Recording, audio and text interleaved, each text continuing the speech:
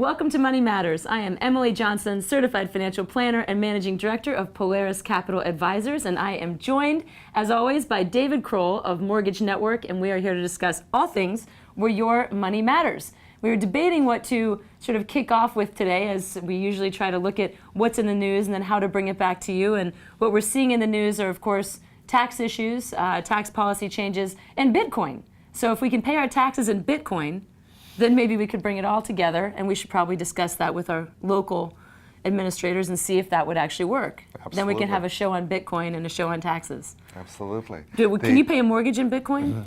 Unfortunately, at the moment, you cannot. What we also decided just before the show started was we decided that neither of us know sufficient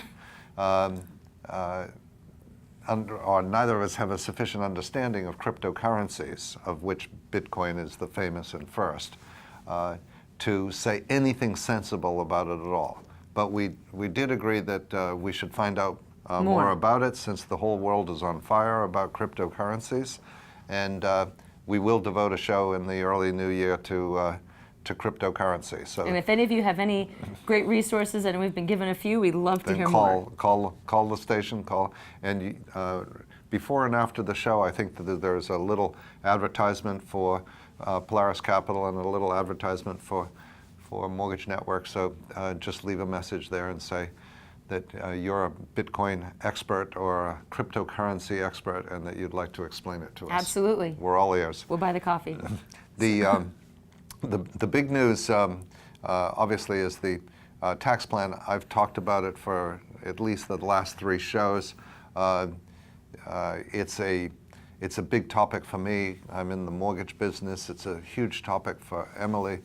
Everything that she does in order to financially advise and financially manage people's affairs has a major tax component.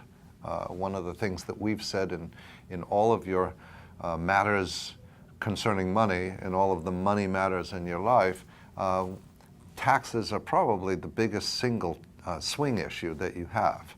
I mean, everybody needs to eat, everybody has rent or a mortgage, everybody has basic necessities, but the swing item is taxation at a local, state, and federal level consumes 20 to 40% of everybody's dollar. So planning that, managing that, finding the efficiencies really is a huge budget item. So someone in the mortgage business like myself really has mortgages as a product, but I end up talking about taxes a lot. Same here. And we talk about taxes a lot, but we all have disclaimers that say this is not tax advice. This is not tax advice, but what right. we see is we see the impact of taxes, and I certainly have bat lines out to a couple of CPAs that I reach out to regularly, especially with these two opposing. They're not opposing. I suppose they're supposed to be together. The House and Senate tax bills that are on the table at the moment, and there are some significant differences between them that really make my life rather challenging. It's not so much actually when it comes to capital gains. That's one of the big ones that we've looked at in the past, when there was a concern that capital gains rates would go up. There's a moderate concern, but that doesn't seem like it's a big issue in either of the two. Well, not necessarily. One of the biggest ones, though, that we're seeing is the itemization versus standard deduction, what that's going to do to pretty much every middle income, people. Right.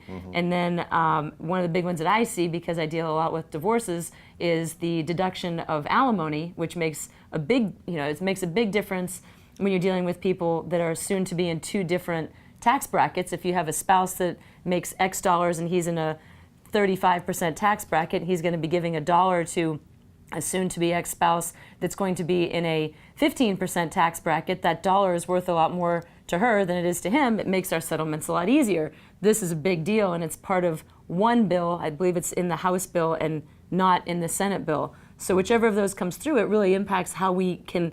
Fortunately, it's not supposed to be retroactive, is my understanding, but it has a significant impact on what we look at going forward. Just like typically when you're trying to plan for the end of the year, do you want to bring all of your expenses into this year so that you can then itemize them because you know you'll be able to itemize this year, or do you want to push them to next year because you think you'll be making more money? Another easy example of that is I'm talking with my tax advisor right now as to whether to pay all of the taxes, real estate taxes, and state and local taxes by December 31st or in January, so that I can deduct those taxes against my income for sure in 2017, but maybe not in 2018.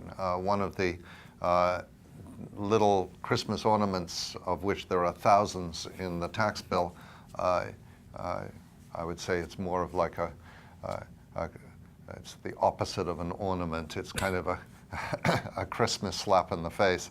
Is coal. It's coal in your stocking. Coal in your stocking.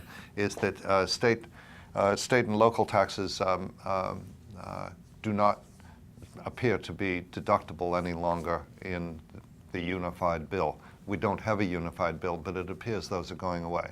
Which for us here locally is not too That's a red bad. state, blue state They kind call it of the problem. SALT, so state and local taxes. So whenever you hear the SALT issue, that's what they're referring to. There always has to be a cool acronym.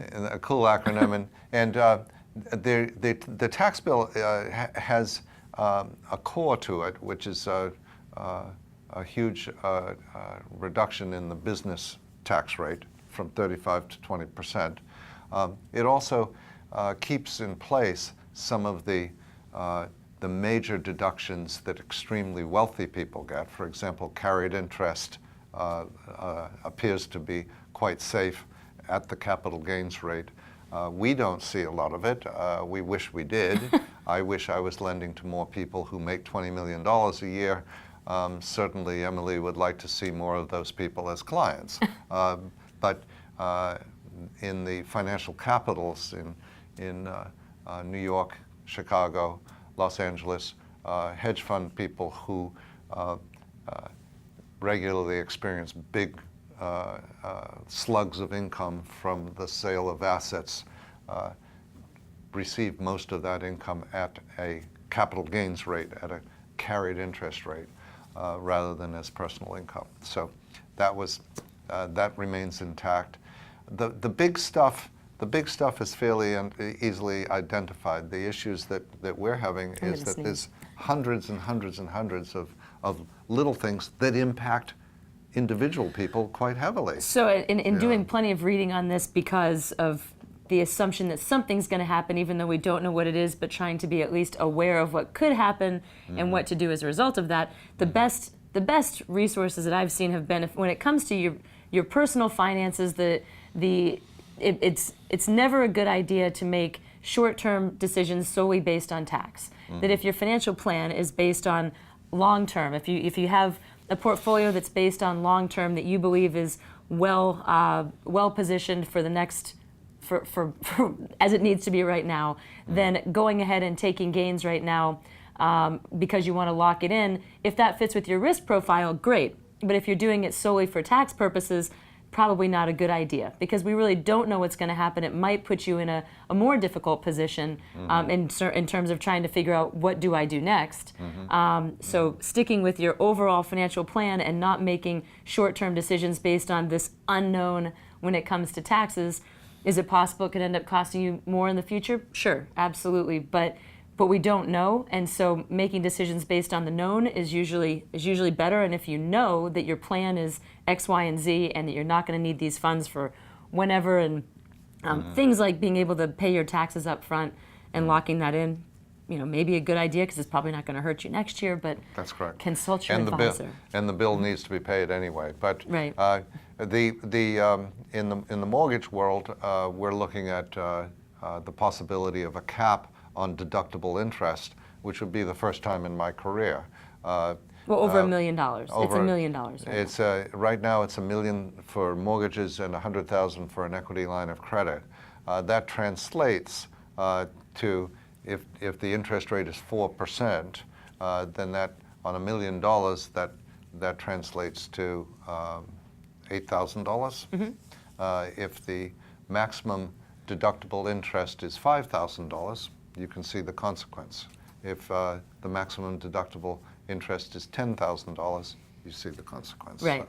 So it's, the fear is that it's going to reduce investment in real estate, and/or it's going to hurt home prices because you're going to have people wanting to pay less so that they don't get, or because they don't get the deduction of the interest. So, on that super exciting note, we will be back here in just a minute. We're going to take a short break, and we'll be back with more Where Your Money Matters.